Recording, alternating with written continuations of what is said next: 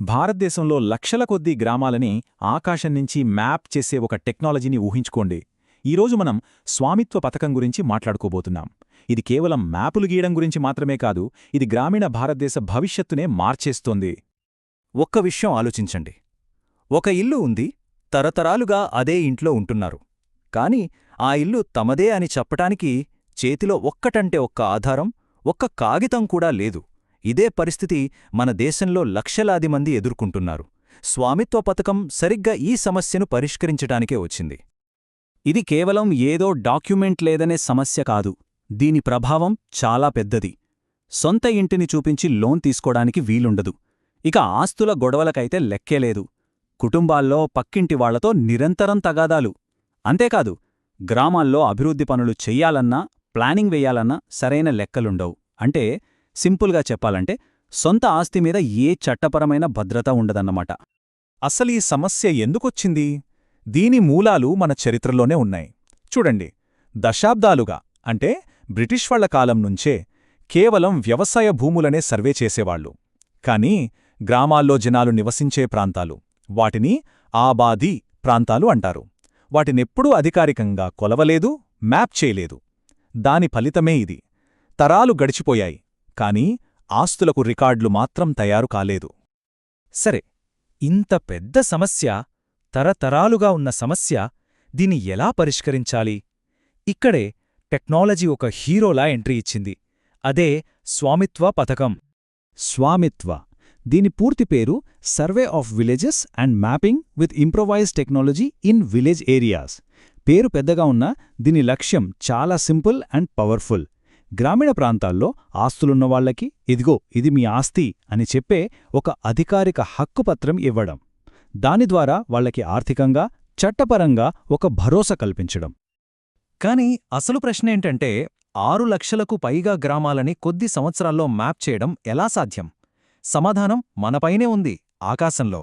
అవును, ఆధునిక డ్రోన్లు, సూపర్ అడ్వాన్స్డ్ జియోపొజిషనింగ్ టెక్నాలజీ, ఈ రెండింటి కలయికే దీనికి కీలకం. ఒక్కసారి పాత పద్ధతిని గుర్తు చేసుకుందాం. సర్వేయర్లు టేపులు పట్టుకుని చైనుల్లాగుతూ నెలల తరబడి నేలమీద తిరిగేవాళ్లు. చాలా నెమ్మదిగా జరిగేది, తప్పులు దొర్లే అవకాశాలు ఎక్కువే. ఇప్పుడు చూడండి, డ్రోన్లు గంటల వ్యవధిలో ఊరంతా తిరిగి హై రిజల్యూషన్ మ్యాప్స్ తీసేస్తున్నాయి. అది మామూలుగా కాదు, కోర్స్ నెట్వర్క్ సాయంతో సెంటీమీటర్ల ఖచ్చితత్వంతో. స్పీడ్, యాక్యురసీ రెండిట్లోనూ ఇదొక విప్లవం. అసలు ఈ కోర్స్ నెట్వర్క్ ఏంటి? దాని full form continuous operating reference system. సింపుల్గా చెప్పాలంటే ఈ మొత్తం ప్రాజెక్టుకు ఇదే బ్యాక్బోన్. ఇదొక సూపర్ అడ్వాన్స్డ్ జీపీఎస్ సిస్టమ్ లాంటిది. దేశమంతా ఉన్న రెఫరెన్స్ స్టేషన్లు డ్రోన్ ఎక్కడుందో ఖచ్చితంగా లొకేట్ చేస్తూ ఉంటాయి. దీనివల్లే డ్రోన్ తీసే ప్రతి ఫోటో, ప్రతి మ్యాప్ పాయింట్ అక్షరాల సెంటీమీటర్ల ఖచ్చితత్వంతో ఉంటుంది. ఈ టెక్నాలజీ లేకపోతే అంత యాక్యురసీ అసాధ్యం. సరే, టెక్నాలజీ అంతా బావుంది, కాని ఇది ఊళ్ళో ఎలా జరుగుతుంది? ప్రాసెస్ ఏంటి? మొత్తం 4 సింపుల్ స్టెప్స్. ఫస్ట్, ఊరి ప్రజలందరికీ విషయం చెప్పడం. వాళ్లతో మీటింగ్స్ పెట్టి ఈ సర్వే గురించి వివరిస్తారు. నెక్స్ట్, అసలు పని. డ్రోన్లు ఆకాశంలోకి వెళ్లి ఊరంతా హై క్వాలిటీ ఫోటోలు తీసి మ్యాప్ తయారు చేస్తాయి. ఇక మూడోది చాలా ముఖ్యమైంది. అధికారులు, ఇంటి యజమానులు కలిసి కూర్చుని ఆ మ్యాప్లో వాళ్ల ఇళ్ల సరిహద్దులని సరిచూసుకుంటారు. అన్నీ కరెక్ట్గా ఉన్నాయని నిర్ధారించుకున్న తర్వాత ఫైనల్గా ఆ యజమానికి అధికారిక ప్రాపర్టీ కార్డు చేతికిస్తారు. అంతే. ఓకే, మ్యాపులు రెడీ అయ్యాయి, కార్డులు చేతికొచ్చాయి. So what? దీనివల్ల అసలు ఉపయోగమేంటి? ఇది కేవలం గీతలు గీయడం కాదు, గ్రామీణ ప్రాంతాల్లో కొత్త అవకాశాలకు దారులు తెరవడం. దీని ప్రభావం ఒకదాని తర్వాత ఒకటి ఒక గొలుసుకట్లా ఉంటుంది. చూడండి, ఫస్ట్ ఖచ్చితమైన రికార్డులొస్తాయి. సో ఏళ్ల తరబడి నడుస్తున్న ఆస్తి గొడవలు తగ్గుతాయి. నెక్స్ట్, ఆ ప్రాపర్టీ కార్డుతో బ్యాంకుకు వెళ్లి లోన్ తీసుకోవచ్చు.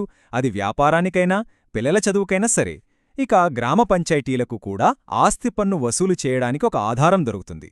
ఆ డబ్బుతో ఊళ్ళో రోడ్లు, స్కూళ్లు ఇలాంటివి కట్టొచ్చు. అంటే ప్రజలకే కాదు, మొత్తం గ్రామానికే ఇది ఆర్థికంగా బలాన్నిస్తుంది. ఈ ప్రాజెక్ట్ ఎంత భారీ ప్రయత్నమో అర్థం చేసుకోవడానికి ప్రభుత్వ డాక్యుమెంట్లో ఉన్న ఒక వాక్యం చదివితే చాలు. అత్యంత ఆధునిక డ్రోన్ టెక్నాలజీని ఉపయోగించి లక్షలాది గ్రామీణ ఆస్తి యజమానులకు ప్రయోజనం చేకూర్చేలా ఇంత పెద్ద ఎత్తున ఒక కార్యక్రమం చేపట్టడం ఇదే మొదటిసారి. ఇది నిజంగానే ఒక చారిత్రాత్మకమైన విషయం. ఇప్పుడు ఈ స్కీమ్ స్కేల్ గురించి మాట్లాడుకుందాం. అంటే ఇది ఎంత పెద్దదో చూద్దాం. ఇదేదో కొన్ని ఊళ్లలో చేసే పైలట్ ప్రాజెక్ట్ కాదు.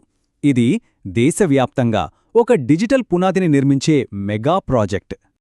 ఈ నెంబర్ చూడండి, 6.62 లక్షలు. అంటే సుమారుగా 6,62,000 గ్రామాలు. ఈ పథకం కింద ఇన్ని గ్రామాల్ని మ్యాప్ చేయబోతున్నారు. అంటే భారతదేశంలో ఉన్న దాదాపు ప్రతి గ్రామం దీని కిందకొస్తుందన్నమాట. ఈ ప్రయత్నం ఎంత పెద్దదో ఊహించుకోండి. నిజంగా అద్భుతం.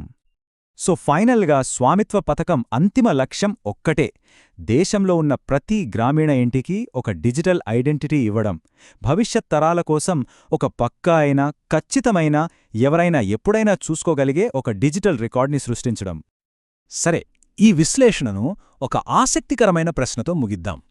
దేశంలో ఉన్న ప్రతి గ్రామీణ ఇంటికి ఒక డిజిటల్ మ్యాప్, ఒక డిజిటల్ అడ్రస్, ఒక పక్కా రికార్డున్నప్పుడు భవిష్యత్తు ఎలా ఉంటుంది? అభివృద్ధి, ఫినాన్స్, పరిపాలన ఈ రంగాల్లో ఎలాంటి కొత్త అవకాశాలొస్తాయి?